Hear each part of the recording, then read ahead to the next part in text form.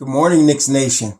I hope you're all healthy. I hope you're all well. This COVID thing seems to have gotten a second wind, and apparently there is a surge in many places around the United States and, of course, around the world, too.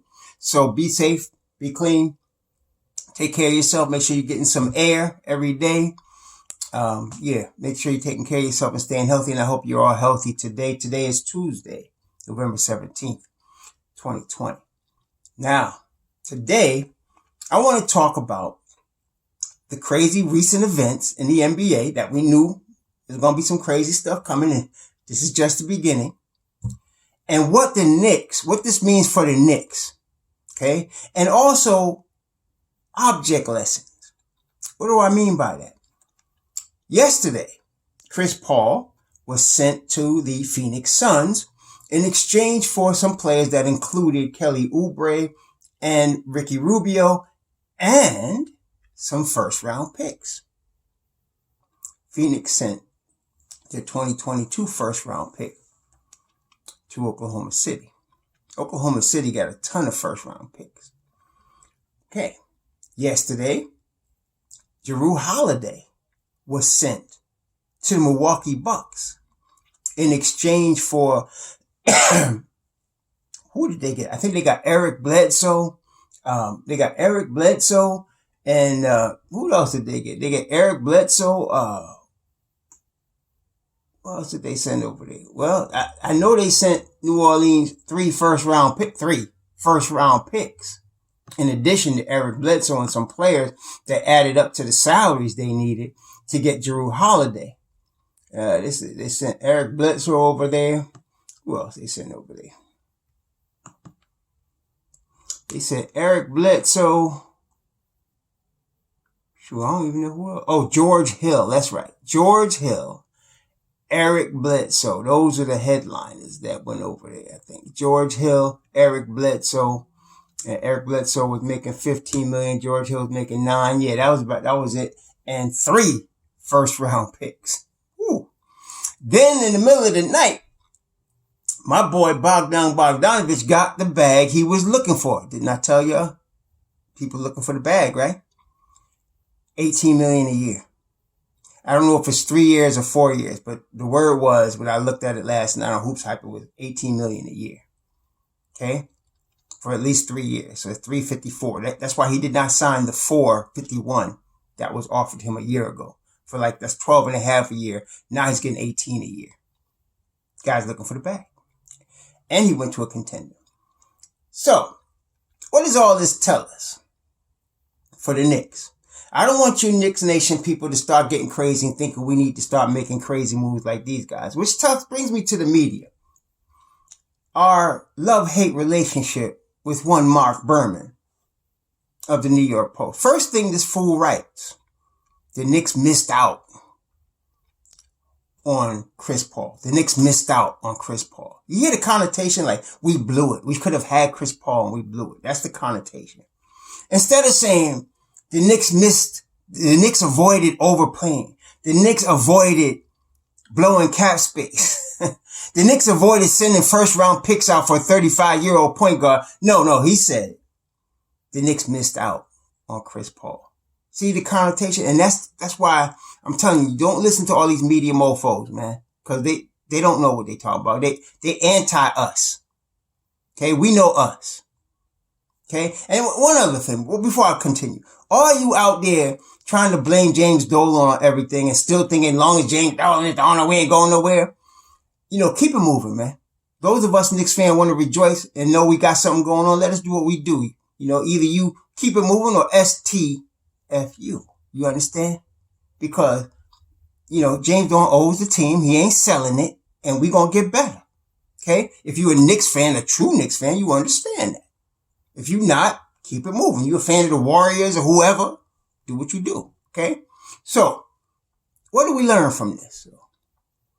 Let's take the Milwaukee Bucks. The Milwaukee Bucks drafted Giannis Antetokounmpo at age 19. 19th pick, something like that, the first round. The Milwaukee Bucks get Chris Middleton from the G League. See, Detroit got him in the second round, 39th overall. 39th. Put him in the G League. And then sent him in the trade. The centerpieces of the trade were Brandon Jennings and another guard. I forgot the other guy's name. Guy from Kentucky that Milwaukee, Detroit had. They sent him. They switched point guards basically, and then they added it. And then Chris Middleton was a throw-in. Okay, this is why you really want to have a couple. You want to have a coach that knows what they're doing. You want to have scouting that knows what they're looking at when they see talent. And you got to have a development staff. The Knicks have had good scouting for the last 4 or 5 years, I'd say, because we got KP, okay? We got Mitchell Robinson, in the second round. We got Iggy Brosdagas in the second round. More on him in the second. You see, so you got to have good scouting. Look, Chris Middleton was the second round pick. But then the Milwaukee development team developed Chris Middleton, and he became, with Giannis, the cornerstone. Now they're pushing for the playoffs, right? Under Jason Kidd, they were pushing for the playoffs. Then they went and they had already signed this Turkish cat, Ersan Ilyasova. Now they pushing. Now it's time. You got your two cornerstones. See, that's why you get as many picks as you can. Giannis popped. Okay, and they got Chris Middleton from the scrap heap at age 21. He popped. 4 years after they got him, it took 4 years. His fourth season, Middleton's averaging 18 a game. Now, at that point, he's 25. Okay? So you gotta have patience. And Middleton's been getting 18 to 20 points a game ever since. He just had one season when he was hurt. I think he averaged 15. He only played like 29 games that year. He was hurt. But every other season is 18, 20 a game. See? So you get development, you recognize talent or the long term, and you got cornerstones. So they developed their two cornerstones. Then they went and drafted Malcolm Brogdon. Remember? They drafted Malcolm Brogdon. Then and Malcolm Brogdon, 36th pick overall, second round. Okay. Another guy from Virginia like Joe Harris. Watch them Virginia boys too. The shooters out of Virginia. That's Joe Harris and out of Virginia and Malcolm Brogdon. Both of them were guys that, graduated basically. There was another kid recently. I forgot to go look him up, but when they won a championship about 2 seasons ago, I think it was Virginia won a championship 2-3 seasons ago. There was another kid that was a shooter that was drafted. I ain't heard from him since, but maybe you gotta go look him up, man, because he might be the next one, right? Virginia seems to produce these guys, these 4-year guys that can shoot the rock. So anyway, they drafted Malcolm Brogdon. Then they got Dante DiVincenzo at the end of the first round. Okay. So they had a couple misses. No team bats 1,000, right? But they had some things that popped. Now they made a mistake when they let Brogdon go. I think most of us realize that. But the reason they let Brogdon go, because Brogdon was really a restricted free agent, and Indiana had money and offered him the bag. They offered him $80 million over 4 years with $5 million in incentives, total $85 million. And of course, he took that, and Milwaukee was not comfortable paying him that. He had only been averaging about 13 a game, but he was a solid shooter, solid rotation piece, role player. Okay, which they should have kept. Well, they blew it and let him go. Then they went and got Eric Bledsoe. Okay, then they got a bunch of role players around their two cornerstones of Middleton and Giannis, and they pushing. Now they're in the 50 win range, but they're not getting over the hump. Now they went and they made up the mistake of Brogdon by signing Bogdanovich. Okay. Then they went and sent out a bunch of salary, sent out George Hill, sent out Eric Bledsoe, and got back Jrue Holiday, a star. Now they're ready to push for that. See, so the Knicks are not even at the point yet. We gotta wait till we start pushing into that 40 win range with role players and players we develop. And one of these cats gonna pop because we're getting 3 this year. We got 3 picks next year. Okay. We got another, I think we got our first and second for 2022 as well. So we got 8 picks in the next 3 seasons. And they got a good development staff. They got a good scouting staff. They got a good coach. Somebody's going to pop. Okay. So be patient, y'all, because it's coming. It's coming. Okay. So we didn't waste our money in our draft picks trying to get Chris Paul. And we're not ready for that. The Suns brings me to the Suns. They drafted Devin Booker at age 18. Developed him. They drafted Ayton, right? after his freshman year out of Arizona. They drafted Mikal Bridges, right? They drafted Cameron Johnson. And he's an older guy. He's like 24, 23 already after his rookie year. So they got these guys that's ready to play. Now they need, and last, 8-0 in the bubble, they starting to push. This is a team that was winning in the teens and 20s just a couple of seasons ago. Okay? No good. Winning nothing. Now they pushing. Ready for getting into that 40, 50 win rate. So what they do, they're ready to go get a Chris Paul. Okay? They're ready. Now they had to give up Oubre, he's a good player. Had to give him up, and they gave up a first round pick, which I think they got rooked there. Oklahoma City just been getting over on everybody, but they didn't get over on us. But they wanted to. Because we're not on crack no more. Right? Now, Chris Paul is that piece that probably will get them that 7th or 8th seed, because that's where they at. In the West. See, 7th, 8th seed in the East, y'all know, is completely different than the West. West is way more competitive. Okay, a team like Suns could probably be a 5th seed in the East. Okay, but they did it the right way. Okay, they did it the right way. And also, what else are we seeing? The teams that are in that position, your Lakers, they just went and got Schroeder. Okay, that makes now Rondo's not necessarily re-signing with them because he knows he's more valuable because he's a championship piece. He might get paid by the Clippers. Okay, all your teams that's in the top of the pile are now trying to improve. Now if they don't have cap space, they sign and trade. That's what happened with Bogdanovich. They didn't have cap space, the Bucks, but they sign and trade. Okay, to get better. So you're seeing that. I want to see what Miami does next. Now, so now you got, as far as what we were looking at Bogdanovich, we were looking at Beasley, and we were talking about Joe Harris. So now Joe Harris is an unrestricted free agent. Beasley a restricted free agent. Now I don't know how Minnesota is going to handle Beasley with this legal situation that he's in. They may decide to trade him just because they think he's a bad apple, because they probably have to decide what they're going to do. If I'm the Knicks, I really do some background on Beasley. I do some background. I go back to Leonard Hamilton. I go back to where he's from. I think he's from Georgia too. Go back there. Talk to him. Talk to his people. See if, he's worth salvaging. And if he is, you got to approach Minnesota, or you got to approach his people and give him a contract, or see if you can get him in a signing trade. Okay. So this is what I'm saying. We got opportunities here. The Knicks got the money, which brings me to another point. The Suns are off the market now. They don't have no more cap space. That's it. They just used it to get CP3. Okay. They done. Okay. And just what we thought, they had to give up Oubre, and they did. Okay. Now the thing is, what they did smart is they didn't give up their 10th pick. They still got the 10th pick, I think. Yeah, I think they still got the 10th pick. Or did they give that up too? Did the Suns give up their 10th pick in this transaction? I don't know. But, I think they still got their 10th pick. I think they do. And so, I don't think they gave that up. I don't think they gave up their 10th pick this year. So, that being the case, let me see the transactions here. They didn't put the I guess it's too new. They didn't put it in their page yet. So anyway, I think they got the 10th pick, but, they built the right way. Milwaukee built the right way. We know Miami built the right way. We know Boston built the right way. Teams that are winning. And Danny Ainge he's anxious to get something done. We got to be cool though, because we got to stay cool, because Danny Ainge going to try to rookie. I don't like dealing with him because he's a shyster, man. He is. He's a straight cold-blooded shyster. He's already now dangling. I read where he's trying to dangle. They just signed Kemba, and they dangling him to try to get somebody else.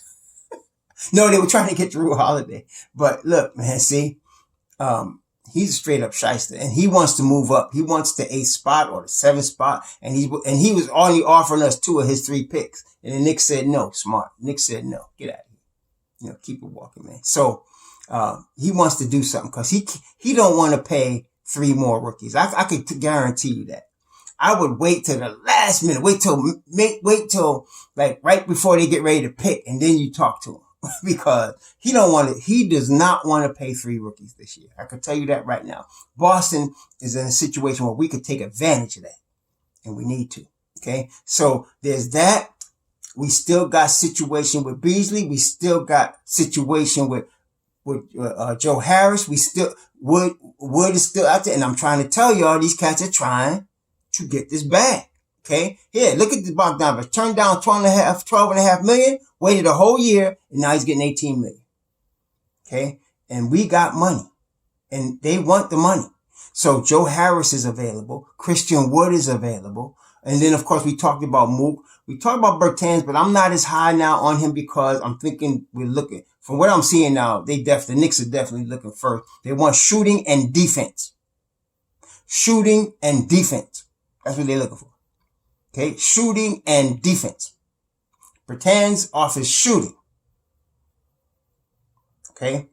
But also we know that Tibbs is looking to win now.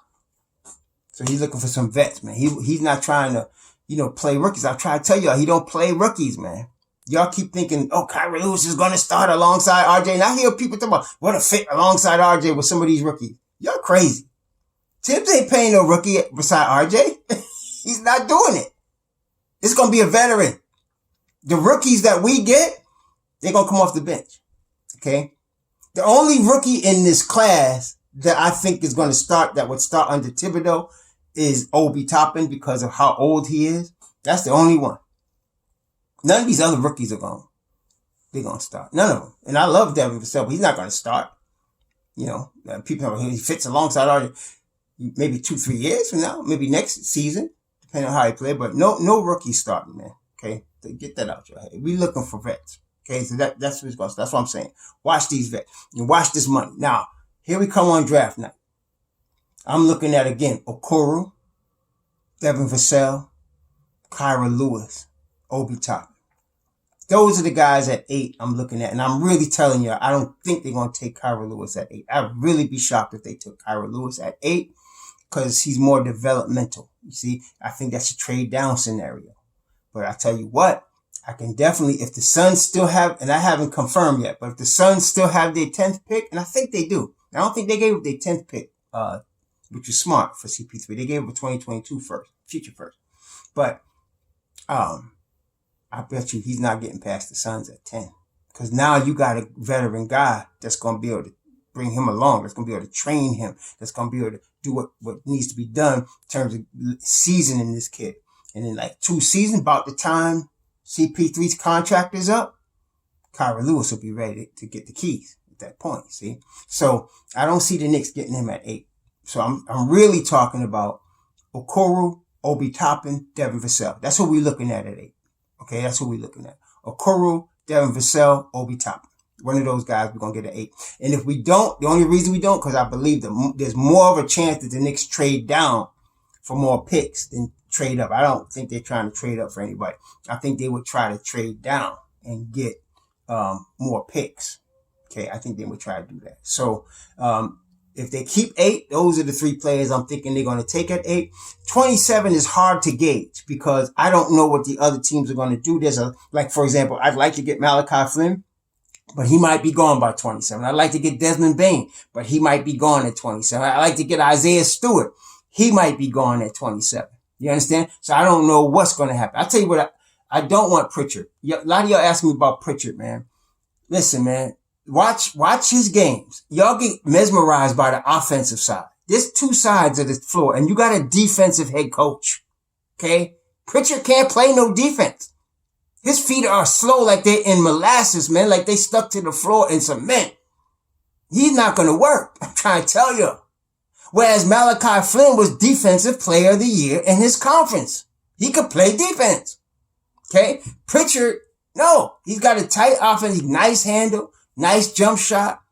He got good vision, passed the ball well. But defensively, this kid's a train wreck. And he's not good enough offensively for you to overlook that. Especially a guy like Thibodeau. He's not doing that. Okay, I'm trying to tell y'all. Forget Pritchard. And I seen somebody put him on a mock draft at 27 for the Knicks. No. And they had, this particular mock draft had the Knicks choosing Pritchard at 27 with Tyler Bay and Isaiah Stewart still on the board. No. No, no, no, no, no. No, not gonna happen. Mm-mm. Mm-mm. Sorry. No, not gonna happen. Okay. So, and I'm looking at balance. So if we drafted Vassell or Okoro at 8, if we did, that's a win. Okay.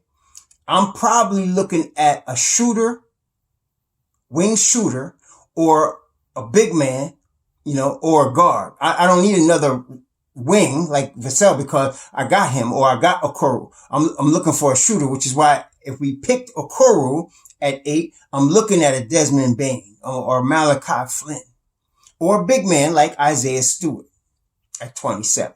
And then in the second round, I would like to get another shooter if we can. Another shooter or a guy that could, we could develop into something. That's why I'm looking like maybe an Isaiah Joe. A lot of y'all like quickly. I haven't really, I looked at some video quickly, and obviously the thing that pops out from him is he can shoot the rock. So then maybe they would take him in the second round. I could see that, especially coming from Kentucky. So you might get Isaiah. So you might look at, let's say you get, because I think Bane will be gone. I think Flynn will be gone by 27. I really do think both of them are gone by 27. So you get, let's say Devin Vassell, you get Isaiah Stewart, and then you get Emmanuel Quickly. I mean, that'd be a nice draft for us that night. Okay. But I don't know what's going to happen because it's going to be wild on draft night. It's going to be wild because the teams like Boston are desperate to not draft their 3 players. They're in a position now where they're ready to get another star.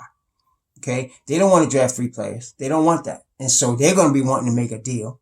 Okay. And then you got other teams with cap space like Charlotte, because the teams with cap space now, us, Charlotte, Detroit, Atlanta. Miami's got some cap space. I expect them to look for Danilo Gallinari at the 3 spot or the 4 spot as another shooter to add to the plethora of shooters they already got. But I think I'm looking for that from Miami. Probably, I think they're going to sign a shooter because now the Phoenix Suns are off the Phoenix Suns not now in the market for Danilo. They're not in the market for Grant, for Jeremy Grant. They're not in the market for Bertans because they didn't use their cap space already. So they're not in the market anymore. Okay, that's it. Phoenix is off the table. So now you're looking at Atlanta, Charlotte, Detroit, us. And then Miami's got 20 million. Depending on what they do with Dragic, Goran Dragic, I think they're gonna keep him. So so it's really, a few teams with cap space. We're gonna see what happens. Okay, I didn't realize till the other day, for example, that Scary Terry and Montrezl Harrell were teammates at Louisville. I didn't realize that, and they boys. Montrezl might be going to Charlotte. Charlotte could use a big man. Okay, I wouldn't overpay for him, but that's them. That's their problem. But so for us, draft night tomorrow night, I'm looking at Okoro or Devin Vassell at 8, which is what we've been pretty much saying all along, right? And then I don't know what they're going to do at 27. Depends on what shakes out down draft. Then we got, and I think also one other thing, it's possible that the Knicks could use one of these expiring deals in a deal. It's possible. Now the Nets are going to, I haven't heard this from anybody. I'm just telling you what I think. The Nets are going to get James Harden. Okay. And I think at that point, Westbrook might stay in Houston because it becomes his team. If Harden goes to the Nets, the Rockets become Westbrook's team. And that's what he's looking for. He's looking for a team that could be his team. The Rockets become his team. And then they're going to add Spencer Dinwiddie. They're going to add Spencer Dinwiddie, maybe Taurean Prince. They're going to add Karis LeVert. And Westbrook will probably stay right there. Okay. So unless the Rockets is trying to deal him, and I don't want to be that sucker, as we already talked about. We're not on crack no more. So that's it. So, but we will have, I don't know who else we might want, that's out there unless we do a sign and trade for one of these wings that we want or one of these shooters that we want.